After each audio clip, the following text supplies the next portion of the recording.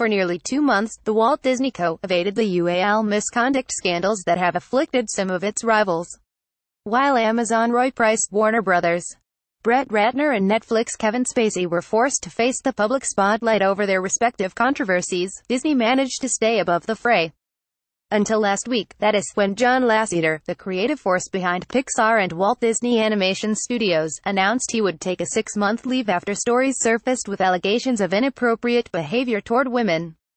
Disney declined to answer inquiries by Variety as to whether the company was paying for Lasseter's leave of absence and whether the entertainment giant intended to launch a formal investigation into the accusations.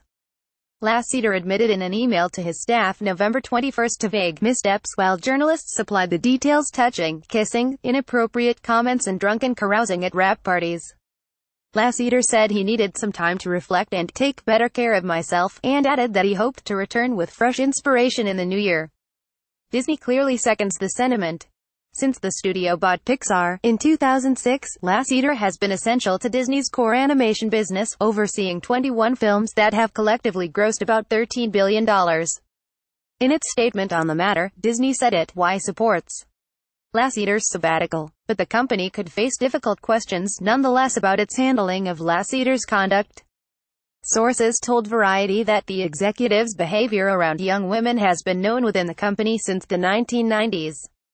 Whatever steps were taken to address it, which sources suggested included Disney having confronted Lasseter about the allegations, did not stop the complaints, which have continued until quite recently.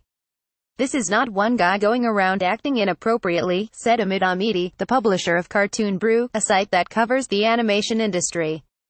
"This is one guy enabled by a massive corporate structure to act inappropriately."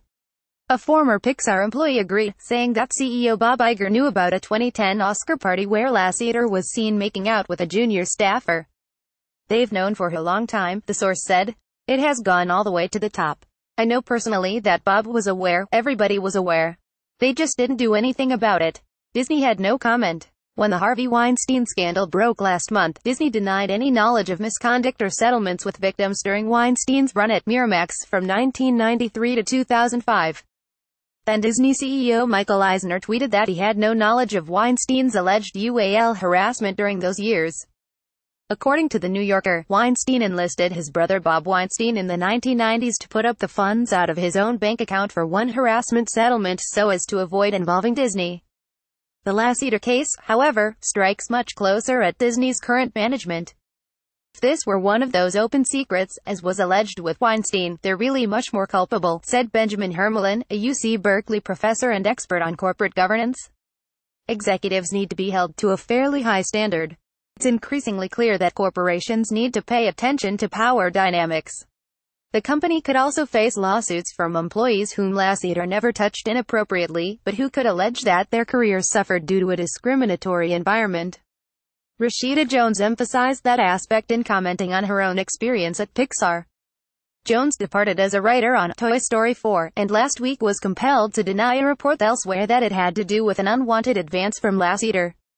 But in her statement, she criticized the company for fostering a culture where women and people of color do not have an equal creative voice. Disney has said nothing yet on that.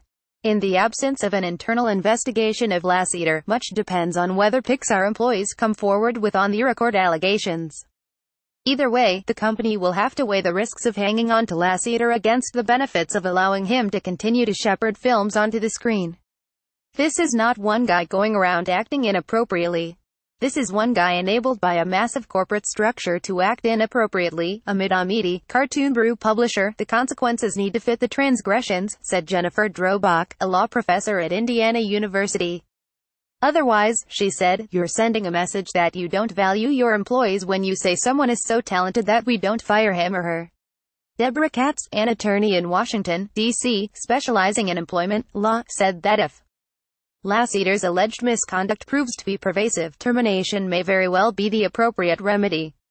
But Disney's initial move of endorsing Lasseter's 6-month leave may signal to employees that the company is not interested in airing of allegations. "I hope Disney is a leader on this and sets the example for other companies, but I'm worried about a 6-month sabbatical," Drobach said, calling it essentially a timeout.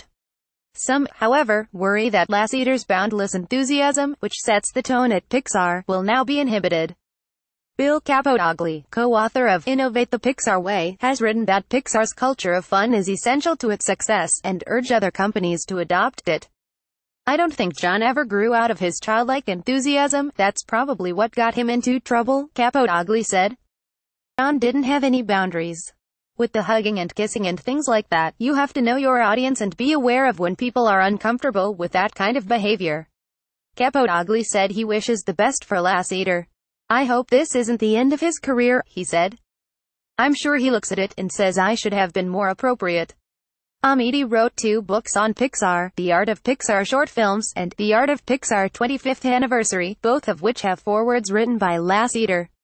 He argues the most responsible course is for Disney to do an investigation. From a corporate standpoint, you understand why they want to keep him, he said. From an ethical and moral standpoint, I think it's very sketchy. To try to sweep everything under the rug because the guy does a lot of good for your company isn't right. I'm not sure at this point Disney wants to do the right thing, he added. They may be forced to do the right thing.